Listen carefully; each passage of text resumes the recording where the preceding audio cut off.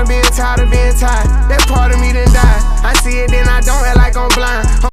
In these times, Montreal talks way too much. Like, it's beyond me. Definitely had on blackface. niggers. Happened to follow on Instagram, which is really weird. Yeah. Not too many of you. Like, serious topics. Back at it again with another video on a serious topic. We're going to be talking about what it's like being black in Montreal, Canada. There's a few things going on in the black community. Well, not really. Yeah, I guess. Yeah, in the black community. Yeah. So most recently, a female Ottawa University art professor was suspended because she decided to use the N-word. She decided to say nigga in class. And definitely nigger. Yeah, with a hard ER. ER. For sure. Mm-hmm. A little. So that's what happened. She was trying to basically explain to her class what a group does with using an oppressed word and how they try to reclaim it, how black people have reclaimed that word and now they use it as a positive word. So that's what she was basically explaining in class. And there's been a lot of people that have agreed with her. Surprisingly. No, which it's I not mean, surprisingly. like, well, the discussion is fine. I think it's a discussion that we should be having.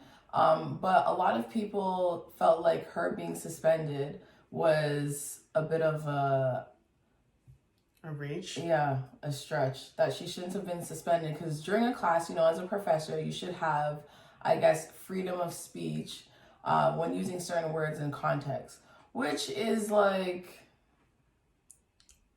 I kind of get it. Like, I get it if it's in the book, but I think in these times, I don't think you need to say it. Like, maybe if it's a black professor, I wouldn't say anything. You know what I mean? But even a black professor, I feel like it's also like unprofessional. Like, it is unprofessional. There's no need. Yeah, you could say N-word, like how it says in all the reports. Yeah. You could just say N-word in the books. Okay, you can have it in the books, I guess, because that's how it's gonna be explained in the book. So that makes sense. But when you're reading it out loud, there's no reason. Even as a black person, you're right. There's no need to there's no reason to even say it. So everyone was agreeing. Even Premier Francois Legault agreed. Basically, he said there was no reason, he said there was no reason for it to be said, but he also felt like she shouldn't have been suspended, which I personally feel like Premier Legault talks way too much because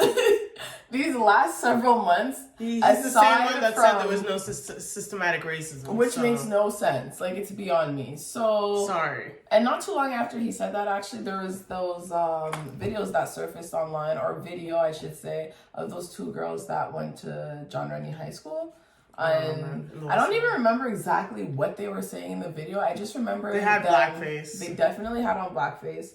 I also remember them using the word multiple times in the video. They said it a bunch of times. They're like dancing around saying nigger. Yeah. I feel like they said kill nigger or something like that. I feel like they did a lot. I think they said something like that, but they released a video. 2 high school girls released a video from the high school, and nothing really happened. Nothing really. And you know what was really funny? Like, being on social media, right? There's a lot of different, like, those local Facebook groups. So you can see a lot of people who live in the area of the same high school that those girls went to, who were like caping for her, or them, I should say, in terms of feeling like, you know, they just made a mistake. They're young girls. Yeah. But like, when you allow those things to happen from such a young age, it just like festers into more ignorance, I find, as people get older. It's terrible.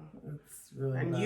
You went to English school here, and I went to French school. So how would you say racism is in English school in Montreal? In English schools, I think it's maybe not that bad. I think it also depends on like the high school you go to, though, right? Yeah. Like, if you go to a high school that probably has more predominantly black students, or predominantly black, like... But being that it is a French province. Oh. Overall. I don't think it was that bad, because the area I grew up in Montreal, everyone's more or less English speaking. So there was really no Francophone people other than like the French teachers. So in that case, in terms of... So in school, like...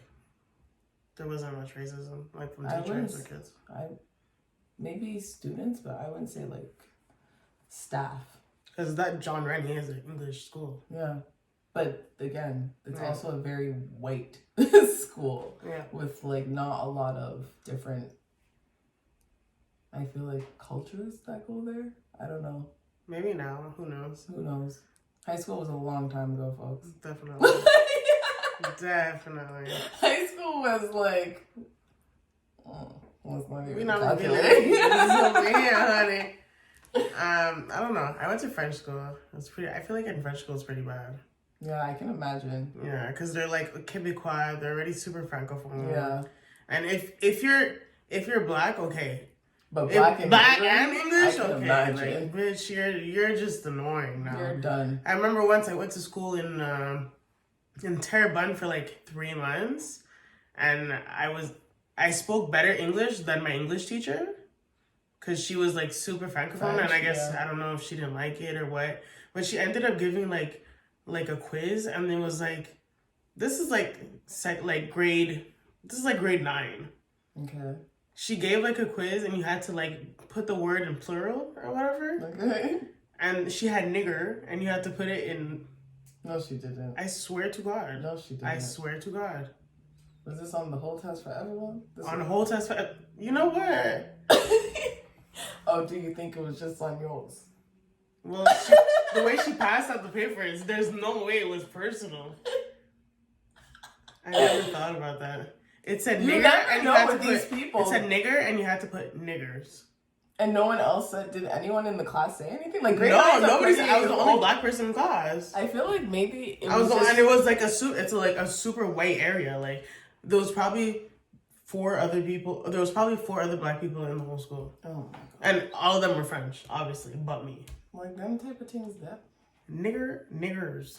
I circled it and I said question mark. Question mark, what question did she mark. say? And I left school after. She said it was just traumatizing. I'm like, what the fuck? I'm like, what? I said, am I seeing things? I couldn't believe it.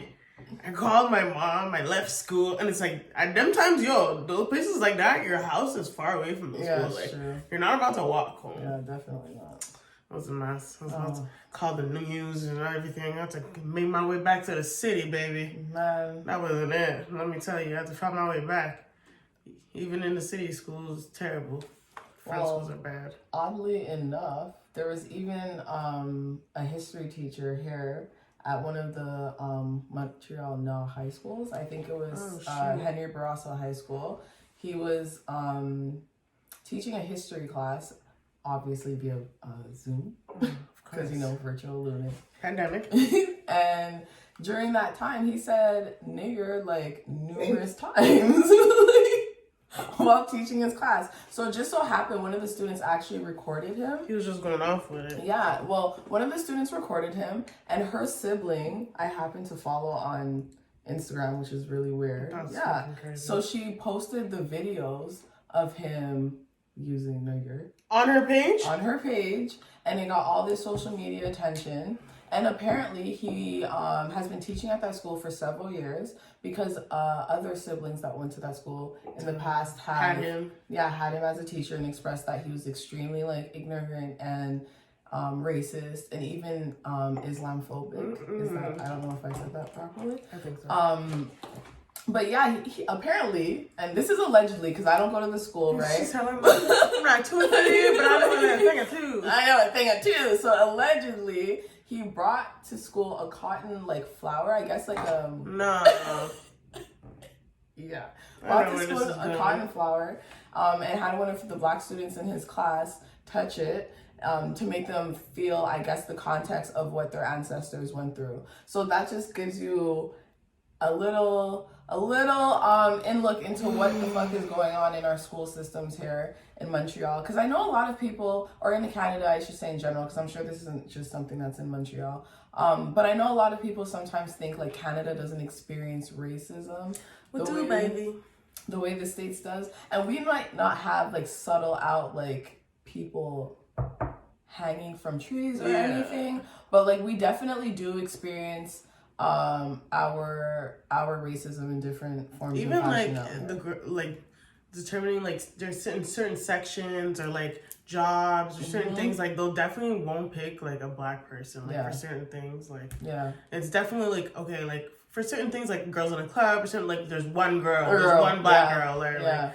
it's always like like if you're a black girl in like certain things, it's like okay, like not too many of you, like minimum, let's just meet our quota and nothing more, like it's always just the quota, like just the black people, just to say we got black people. That's and it was always a specific kind of black girl. Yeah, for sure.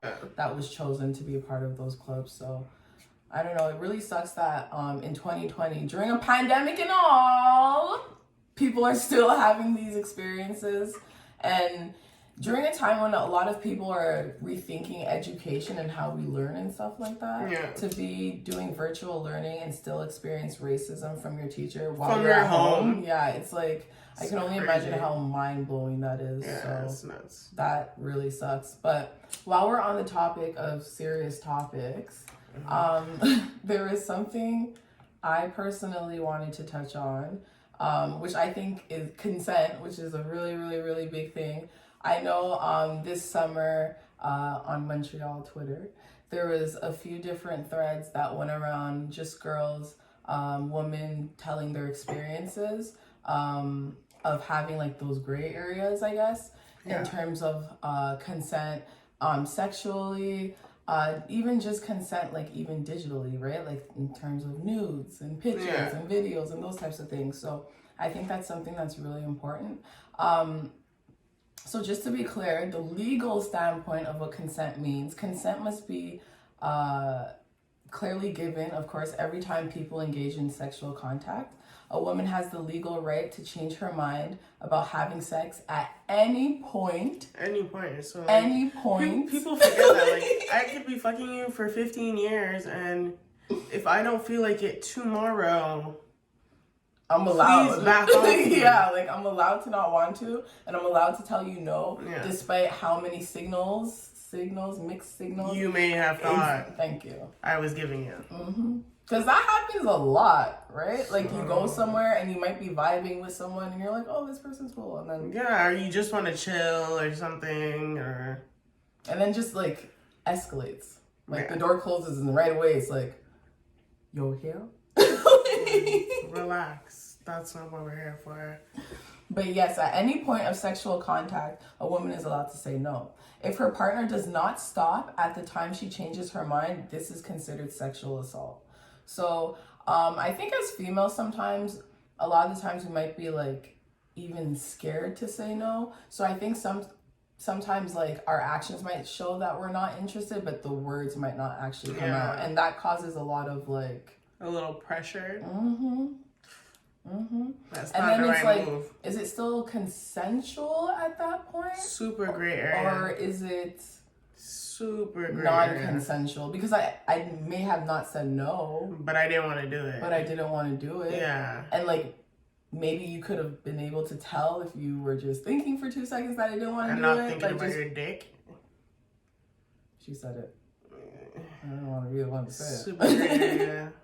Yeah, so things like that are really like iffy. And then especially now, right, in 2020, in a day where social media is so big, having your phone in your hand is like huge, and being able to take pictures is a whole different instantaneous thing that you can do, right? People are spicing things up different ways. Spicing it up all the time. Or even some people just like taking pictures and like sending pics. Like, simple as that. But now, with that, of course, since I believe it was 2015, a law came out here in Canada that says you're actually not allowed to send out any type of nudes without someone's consent. So you can't publish them, you can't transmit them, you legally cannot do anything with them without their consent. So I've actually had my own personal experience in dealing with someone going through my phone without my permission, my consent. That's a violation right knowledge, there. Like complete violation. Went through my phone, went through my pictures. And mind you, I have a lot of pictures on my phone. But went through my pictures and sent personal, intimate pictures to himself as well as videos. So that was something that was extreme, and I didn't even know until the person wasn't within my range anymore. And I just happened to like look at our text thread, and I saw all these things that were sent without me knowing. So that was a huge violation. And to be honest with you, like that was a big thing. Like my biggest thing in that was consent, right? Yeah. Like, because a lot of people don't realize, like, even when it comes to your personal digital stuff, pictures, documents, anything like that, like, I would still like for you to have my consent. Like, doesn't matter if I sent you photos in the past, yesterday, the day before, that doesn't mean that today you can go through my phone, or even a minute later you can go through my phone. You're right. It's crazy. And it's, like you said, violation. Like, it's very, very, very violating. For you to go in my phone to begin with. For you to go through my pictures to second. Yeah. And for you to fast yourself to put your number and send it back to yourself is crazy. Yeah. And not even delete the evidence. Not even delete the evidence. You're sloppy. Sloppy. But yeah, that and not even think there's anything wrong. Not even think there's anything wrong. But I don't think that was like an individual person's thinking. I really think that's like a wider audience. I think a lot of people would probably react like that. Yeah. And it's really sad because I don't think a lot of women usually persecute or prosecute for those types of stuff. Like, no one's really gonna go to the police, although it is legally against the law. Like, who's really gonna go to the police and be like, hey, this person took my photos? And to be fair, this law's fairly new. Like, it's 2020. The law only came into effect in 2015. So 5 years is not really a long time for a new law, and I don't think I ever really see it reinforced in Canada. Like, I don't ever really hear stories about people having their nudes posted and actually going through with filing charges. Or maybe it's more common than I know. I don't know. Either one. But I just think those were two actually really important topics that we should have spoke on, because there's a lot of important things that go on within our community in terms of us dealing with racism on a daily, or sexism, being women, or dealing with consent things. Consent, race, two very important topics that, like you said, we see every day. Yeah, so literally every day. So just really wanted to touch on that. But thank you for watching. And please like, comment, subscribe, share. YouTube channel, ChattyPatties.